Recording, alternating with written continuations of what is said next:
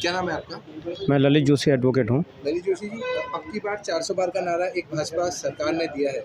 क्या लगता है भाजपा अपनी विफलता छुपाने के लिए 400 पार का नारा दे रही है? देखिए, जहाँ तक अब की बार 400 पार का नारा जो भाजपा द्वारा दिया गया है, उसको अगर हम देखें तो वो उनका घोषणा पत्र और उसको एक तरीके से उनकी उत्सुकता को प्रदर्शित करता है और ये हर पार्टी का अपना एजेंडा है, वो किस तरीके से अपने को प्रेज़ेंट करते हैं और वो आज भाजपा आक्रामक रूप में दिखती है, जो उनकी जो आत्मविश्वास को दर्शाता है कि वो 400 पार का नारा देके उन्होंने अपने विरोधियों को एक तरीके से कह सकते हैं कि ध्वस्त कर दिया है और अपने को मजबूत तरीके से राजनीति के मैदान में खुद को प्रदर्शित किया है।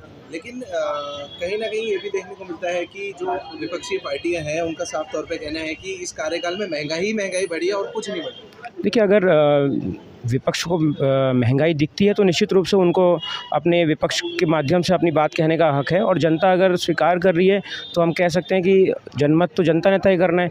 विपक्ष अपना कार्य कर रहा है, अच्छी बात है, मगर मतदान करने का काम तो जनता का ही है और जनमत जो तैयार होगा वो वोट के माध्यम से होगा और ये वोट तय करेंगे कि किसको जनता चाहती है कि अपना सिरमौर चुने और कौन हमारा नेतृत्व करे। तो अब आगे का कार्यकाल किसका देखना चाहते हैं? क्योंकि जो बीता 5 साल रहा है, वो किस तरीके से रहा, अब आगे किस तरीके से चाहते हैं? देखिए, जहाँ तक आगे कार्यकाल की बात है तो प्रेडिक्शन करना थोड़ा जल्दबाजी होगी और ये जनता तय करेगी कौन आगे आएगा और मुझे लगता है कि निश्चित रूप से जिस तरीके से आक्रामक रूप से भाजपा आगे बढ़ रही है तो निश्चित रूप से भाजपा ही सरकार बनाएगी।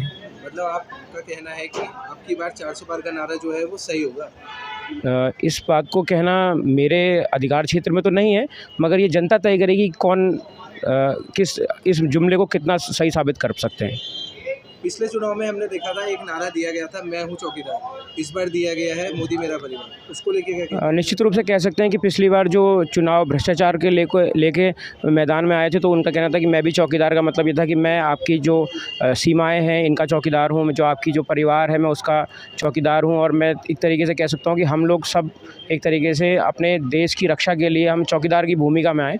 और जब आज परिवार की बात होती है तो निश्चित रूप से भारत की जो राष्ट्रवाद को जगाने का काम किया है, चाहे वो राम मंदिर का माध्यम हो या अन्य तीर्थाटन स्थलों को उन्होंने एक तरीके से निश्चित रूप से बेहतर तरीके से प्रदर्शित करवाया है। तो भारत की जो अंतरात्मा को जगाने का काम किया है वो उससे जनता काफ़ी हद तक प्रसन्न है।